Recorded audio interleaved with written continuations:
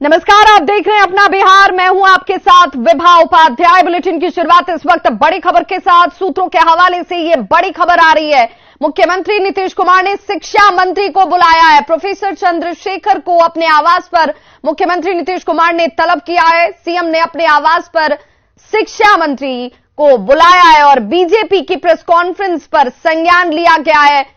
मुख्यमंत्री नीतीश कुमार की तरफ से बीजेपी ने सरकार को अल्टीमेटम देते हुए 16 दिसंबर की तारीख बता दी और 16 दिसंबर तक अगर बीटेट और सीटेट पास अभ्यर्थियों को लेकर कोई फैसला नहीं लिया गया तो उसके बाद सदन की कार्यवाही को चलने नहीं दिया जाएगा। इस अल्टीमेटम को लेकर मुख्यमंत्री की तरफ से शिक्षा मंत्री को अपने आवास पर बुलाया गया। शिक्षा मंत्री से मुख्यमंत्री बातचीत करते नजर आएंगे।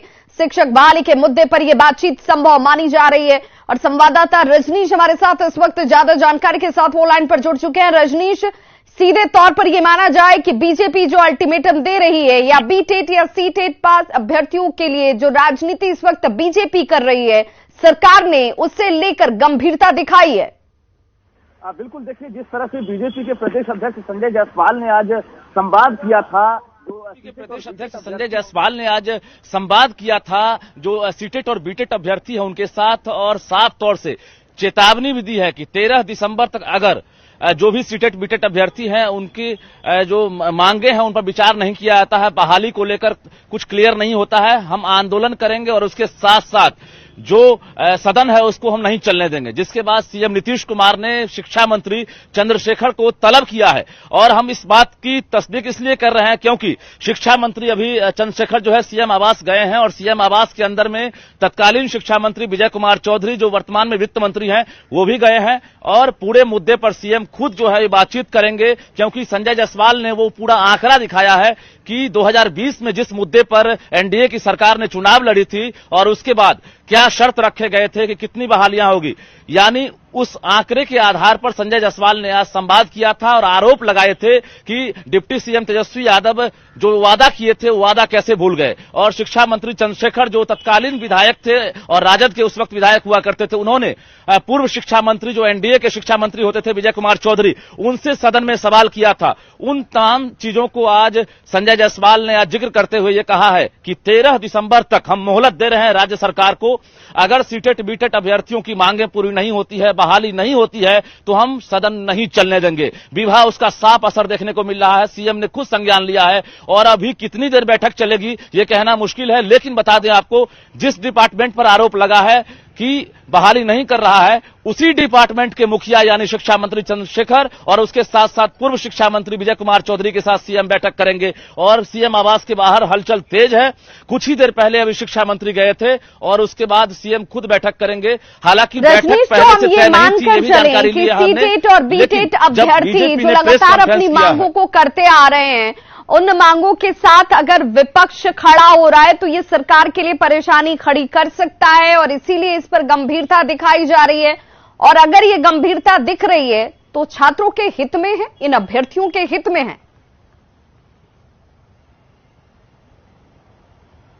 बिल्कुल, देखिए आपकी जो सरकार के पास जो आंकड़े हैं 3.5 लाख राज्य में शिक्षकों के पद रिक्त हैं और उन बहाली को लेकर लगातार जो है जो शिक्षक अभ्यर्थी हैं वो आंदोलन कर रहे हैं। आज से भूख हड़ताल करेंगे। तो एक तरह से अब शिक्षक अभ्यर्थियों की लड़ाई जो है बीजेपी लड़ेगी और खुलकर संजय जायसवाल जो प्रदेश अध्यक्ष होते हैं उन्होंने अल्टीमेटम दे दिया है सरकार को।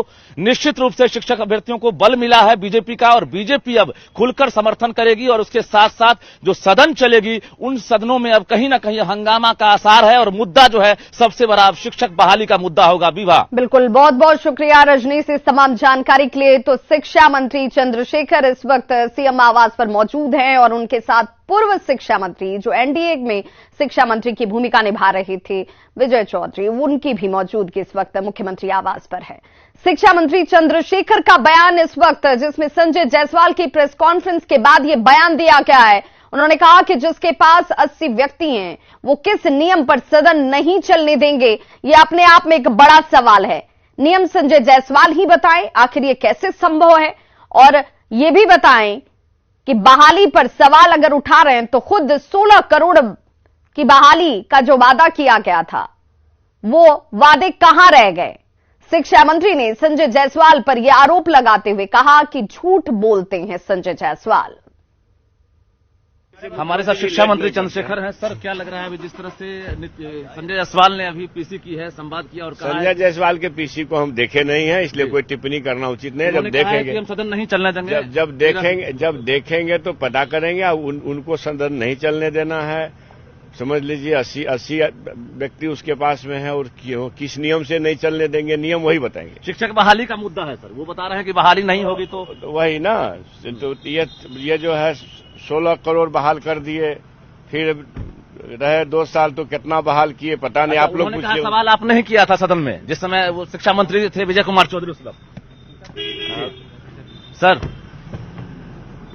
सदन में कहा है उन्होंने कि सवाल आपने ही किया था कि शिक्षक बहाली क्यों नहीं हो रही। अरे नहीं भैया, वो झूठ बोल रहे हैं। सर हम सामने तो हमारे साथ देख सकते हैं अभी शिक्षा मंत्री चंद्रशेखर थे जो अभी सीएम आवास जा रहे हैं। पता चला है कि मुख्यमंत्री ने अभी सीधा बुलाया है चंद्रशेखर जी को। अब किस लिए बातचीत होगी, क्या बैठक होगी, ये फिलहाल उन्होंने नहीं बताया है। लेकिन संजय जायसवाल ने जिस तरह से अभी संवाद किया है शिक्षक अभ्यर्थियों के साथ, उसमें उन्होंने खुलकर ये कहा है कि हम 13 दिसंबर तक सरकार को मोहलत दे रहे हैं। अगर शिक्षक बहाली नहीं हो पाती है और समाधान नहीं निकलता है तो हम सदन नहीं चलने देंगे। लेकिन इस बाबत शिक्षा मंत्री ने जो कहा है कि संजय जायसवाल हम पर अगर कह रहे हैं, आरोप लगा रहे हैं तो वो सरासर झूठ बोल रहे हैं। कैमरामैन सुबोध के साथ रजनीश कुमार, न्यूज़ 18 पटना।